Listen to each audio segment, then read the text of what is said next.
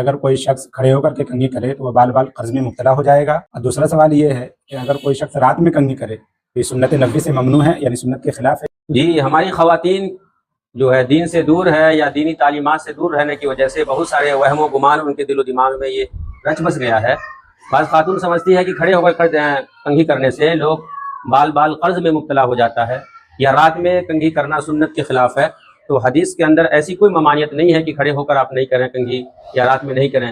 حدیث کے اندر آتا ہے کہ اللہ کے نبی صلی اللہ علیہ وسلم جب آرام فرماتے تو ان کے لیے جو ہے مسواک کا پانی اور کنگھی کا انتظام کر دیا جاتا تھا، ان کے پاس رکھ دیا جاتا تھا. اور جب اللہ کے نبی صلی اللہ علیہ وسلم رات میں بیدار ہوتے تو مسواک کرتے اور وضو فرماتے، اس کے بعد کنگھی کرتے تھے.